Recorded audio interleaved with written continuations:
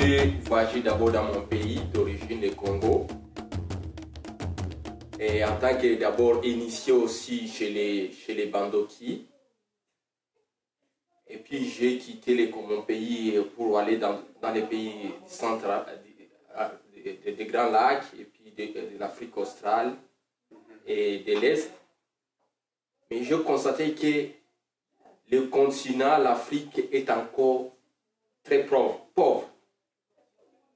Ce qu'on montre aux gens à la télévision, ce sont des illusions. Donc, on vous présente par exemple une capitale où il y a peut-être des gens qui sont riches. Peut-être ce sont les multinationales qui les ont enrichis. Mais si vous voyagez, vous quittez seulement ces buildings, il y a la misère. Cette idéologie, c'est des descendants d'esclaves qui voulaient se réunir, qui voulaient résoudre leurs problèmes. Alors, dans les années 1919, ils sont partis en Angleterre, c'était en Europe, pour se réunir à ce congrès.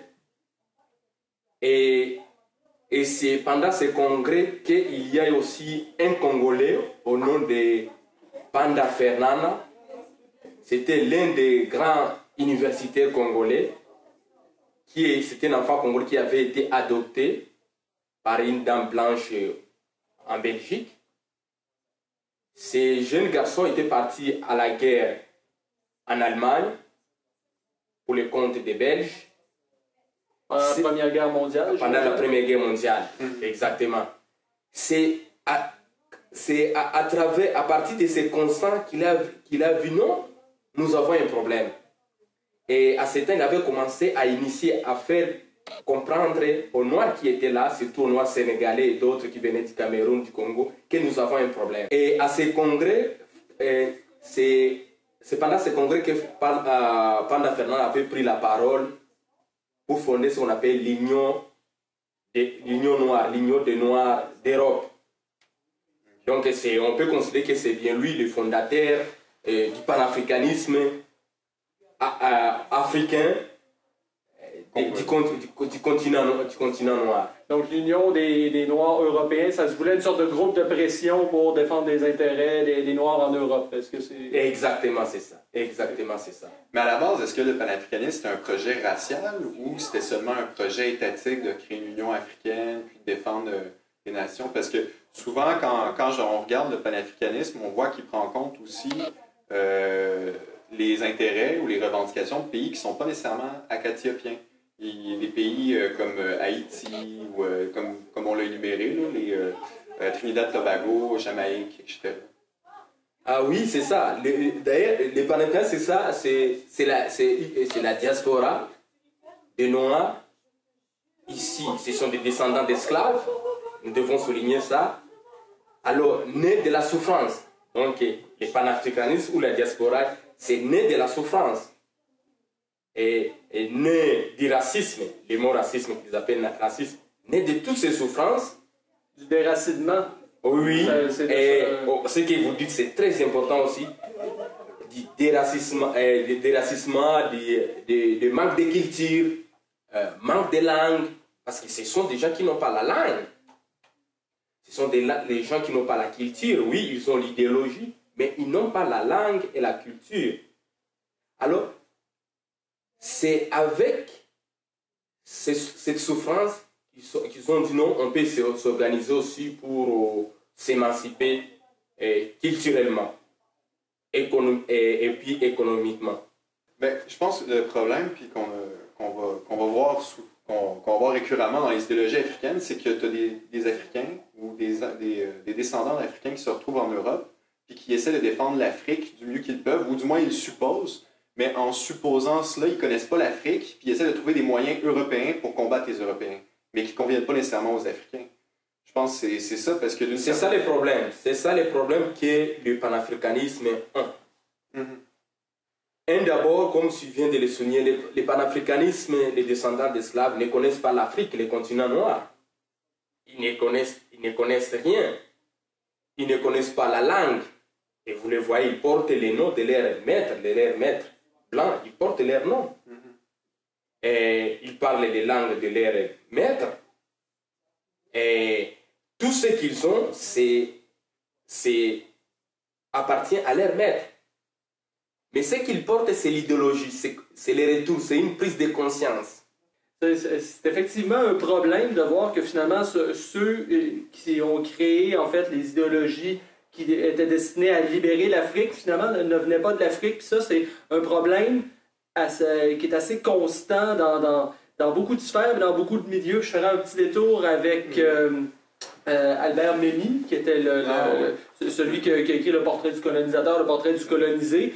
Comme lui-même l'expliquait, la conscience colonisée se développe toujours de façon un peu problématique parce que ça se développe par des gens qui sont minimalement instruits, donc des gens qui ont été en contact avec le colonisateur et avec sa culture et qui, à cause de ça, se retrouvent un peu coupés des masses qui, elles, n'ont pas conscience d'être colonisés. Puis je ferais même un lien peut-être avec Robespierre qui disait le problème qu'on a en France, c'est qu'il y a la majorité de la population, au 18e siècle, qu'on parle, est tellement pauvre qu'elle ne peut même pas réfléchir aux causes de sa misère. Puis il y a un problème, en Afrique, à cause de la très grande misère, tantôt, il y a du mal à faire émerger un peu cette conscience-là de domination, puis à réfléchir à pourquoi la misère est là, réfléchir à l'exploitation coloniale, tout ça.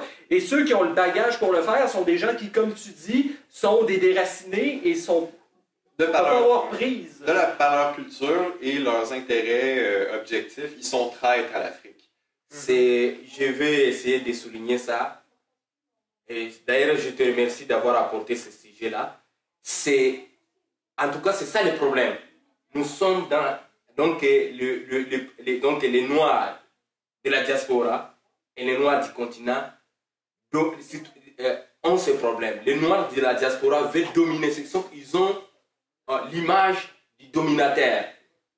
Quand ils retournent, ce n'est pas pour s'intégrer dans la société du continent africain, dans la culture, c'est pour dominer.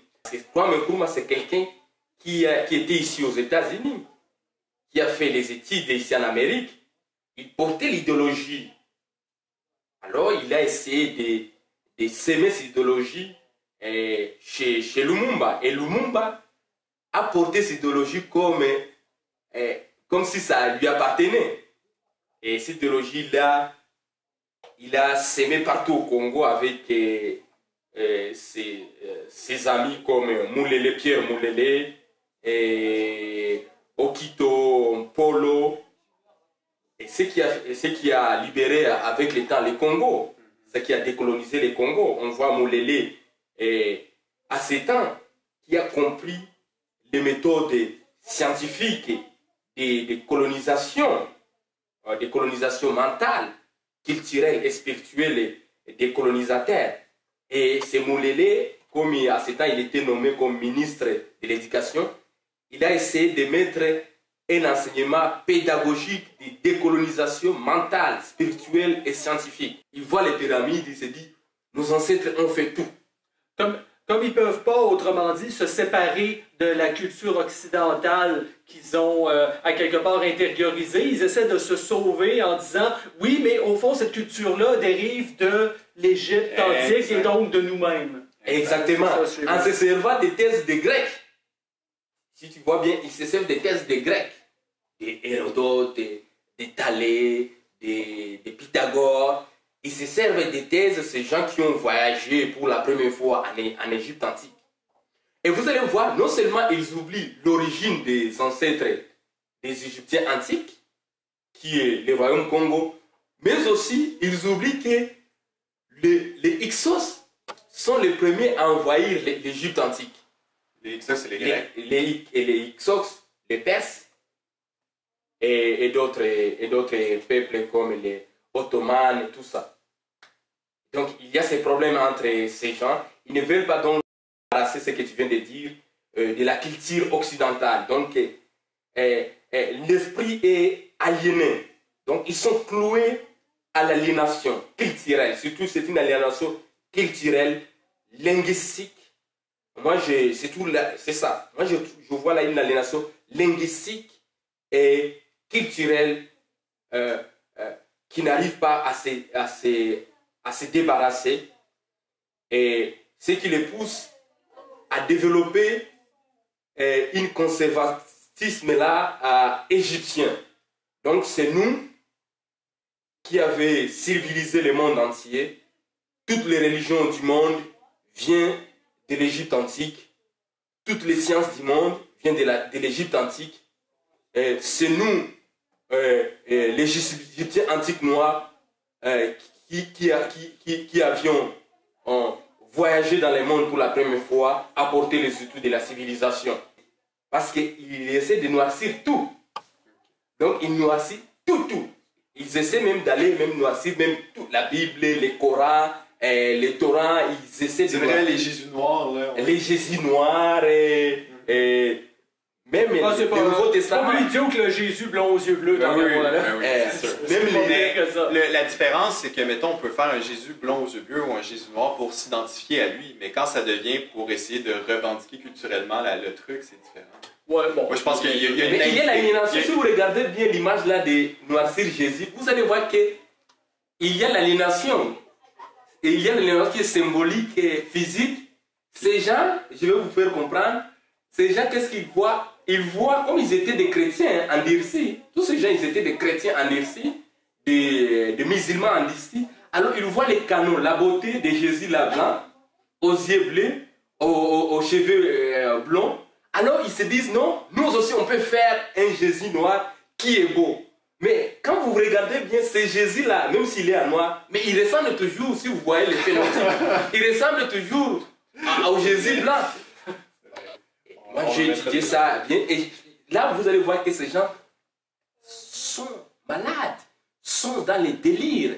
Si je peux parachever ton idée, dans le fond, ce que tu es en train de nous dire, c'est que ces gens-là, ils sont un peu comme des bobos africains qui vont pouvoir seulement consommer africain, vivre africain, être africain, mais en Occident. En Occident, c'est en parlant en Occident, en vivant dans la civilisation occidentale. Exactement, c'est pourquoi vous allez le voir dans les conférences et partout en cours, vous allez le voir, ils portent les pagnes. Mais pendant l'hiver, tu vas voir, ils portent la chemise en pagne. Et ce sont des gens que vous allez voir partout. Et ils sont comme des Rastaman. Tu vois l'idéologie des Rastaman. Donc ils font... Mais à l'intérieur, moi ici, en tant que Pantoulo, qui connaissent un peu beaucoup de langues là chez nous, si je les approche, je dis quelle langue tu parles? Là, ils se sentent mal. Ils parlent la caricature. Donc ils se sentent mal. Moi, ils me trouvent comme un agresseur. Parce que quand je leur dis, moi je leur pose, vous vous adressez dans quelle langue?